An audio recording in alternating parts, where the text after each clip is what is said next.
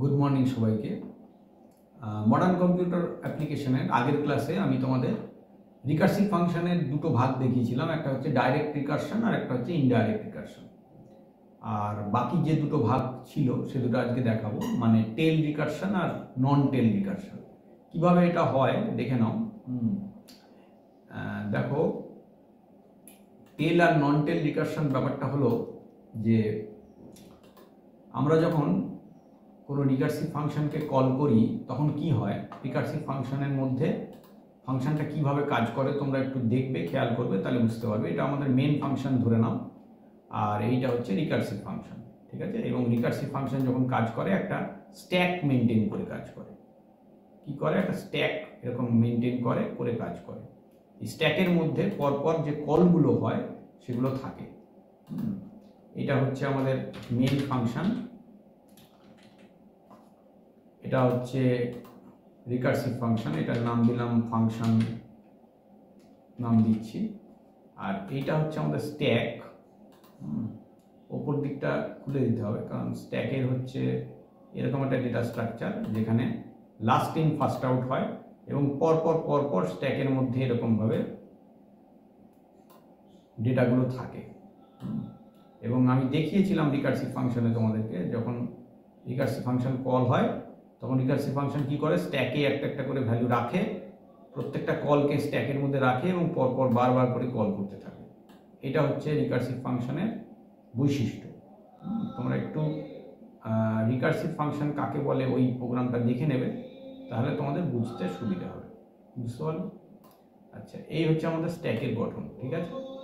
এইবার এটাকে আমি স্ট্যাক লিখে দিচ্ছি ওপরে, কারণ এটা আমাদের আমি যেটা দেখাচ্ছি এটা হচ্ছে স্ট্যাক, ঠিক আছে। আচ্ছা, এইবার কি হলো, মেন ফাংশন রিকার্সিভ ফাংশনকে কল করলো। আচ্ছা, রিকার্সিভ ফাংশন যখন কাজ করবে তখন সেটা দুইভাবে কাজ করতে পারে।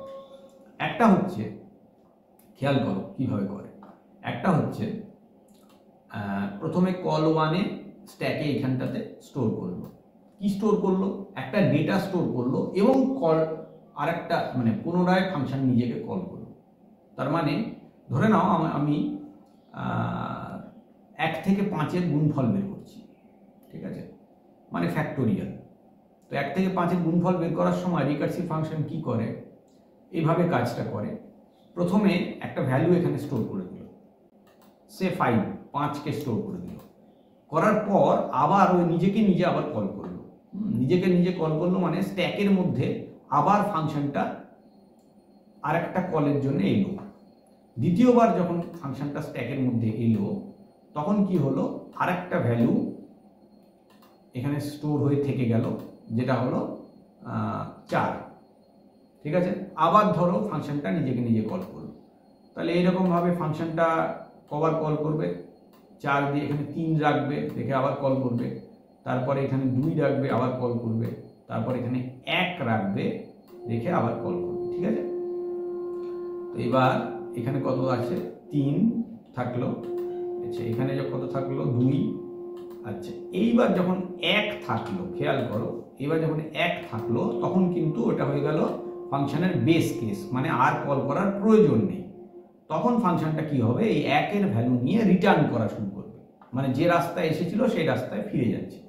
এবার দেখো ফেরার সময় কি করছে, ফেরার সময় কিন্তু যে ভ্যালুগুলো রেখে গেছে সেই ভ্যালুগুলোকে গুণ করে নিয়ে যাচ্ছে।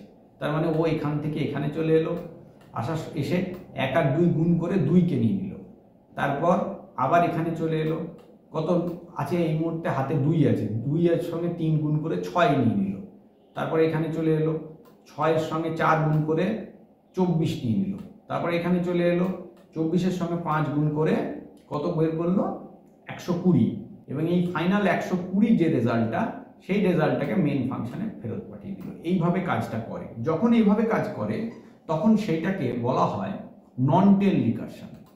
এটাকে কি বলে, নন টেল রিকারশন, ঠিক আছে। এবার তাহলে ব্যাপারটা কি দাঁড়ালো, কেন এরকম বললাম, কারণ হচ্ছে যে এখানে রিকার্সিভ ফাংশন যখন নিজেকেই নিজে কল করে তখন প্রত্যেকবার কলের সময় কিছুটা করে জিনিস, কিছুটা করে ভ্যালু রেখে আবার কল করতে থাকে। তার মানে ও ফেরার সময় ওই ভ্যালুগুলোকে আবার নিয়ে নেবে। এটাকে বলে নন টেল রিকারশন। তার মানে ওর যখন কল করছে তখন ওর কাজ কমপ্লিট হয়নি, বুঝতে পারলে? আচ্ছা, এরকম যদি হয় যে ও নিজেকে নিজে কল করছে কিন্তু ফেরার সময় আর ও কোনো কাজ করবে না, ফেরার সময় সরাসরি ফিরে ফিরে বাড়ি চলে যাবে, সেই ক্ষেত্রে সেটাকে বলে টেল রিকারশন। তার মানে সেক্ষেত্রে কিন্তু ও ফেরার সময় আর কোনো কাজ ফেলে রেখে যাচ্ছে না। একদম শেষ কালে যখন রিকার্সিভ ফাংশনটা কল হয়, কোনো ফাংশনের একদম লাস্ট লাইনে যখন রিকার্সিভ ফাংশন কলটা থাকে, তখন সেটাকে বলে টেল রিকারশন। ঠিক আছে? এবার সেটার ক্ষেত্রে এই একই টাইপেরই ছবি হবে। নিশ্চয়ই ব্যাপারটা কিছুটা বুঝতে পেরেছ। আমি এই ছবিটাকে আগে ওখানে রেখে দিই, কারণ আমাদের ডকুমেন্টে আমরা সবই রাখছি। ডাইরেক্ট রিকারশন রয়েছে, ইনডাইরেক্ট রিকারশন রয়েছে, নন টেল রিকারশনটাও রেখে দিই।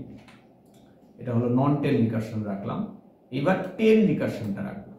তো টেল রিকারশনের ক্ষেত্রে কি হবে, এই ভ্যালুগুলো থাকবে না। এই ভ্যালুগুলো মানে ওই ধরে নাও আমি 1 থেকে 5 অবধি প্রিন্ট করব, বা 5 থেকে 1 অবধি প্রিন্ট করব, তাহলে যাওয়ার সময় কি করবে, 5 প্রিন্ট করবে, করে চলে গেল। ঠিক আছে? এখানে কিছু থাকলো না। তারপর 4 প্রিন্ট করলো, করে চলে গেল। 3 প্রিন্ট করলো, চলে গেল। 2 প্রিন্ট করলো, চলে গেল। 1 প্রিন্ট করলো, হয়ে গেল। এবার ফেরার সময় কিন্তু ও আর কিছুই করছে না, ওখান থেকে সরাসরি ফিরে এখান থেকে ব্র্যাক করে মেন ফাংশনে চলে যাচ্ছে। মানে ফেরার সময় ও কোনো ভ্যালু রেখে যায়নি যাওয়ার সময়। এই ব্যাপারটাকে বলে টেল রিকারশন। ঠিক আছে? তোমরা এই ক্লাসগুলো যদি পরপর ফলো করো তাহলে তোমাদের মনে রাখতে সুবিধে হবে। তোমরা ডেটা স্ট্রাকচার ক্লাসগুলো প্রত্যেকটা ফলো করো, নিশ্চয়ই ভালো লাগবে। এবং আমি চেষ্টা করছি তোমাদের সিলেবাসে সবটাই করিয়ে দেওয়ার। সবে এটা নভেম্বর মাস চলছে, আশা করছি টাইমের মধ্যেই তোমাদের সিলেবাস কমপ্লিট হয়ে যাবে। কিন্তু ক্লাসগুলো যদি ফলো তোমরা না করো তাহলে আমি ক্লাস বেশি দিতে চাইছি না। চেষ্টা করো তোমরা ক্লাসগুলো নিয়মিত ফলো করতে, তাহলে নিশ্চয়ই ভালো লাগবে। থ্যাংক ইউ সবাইকে।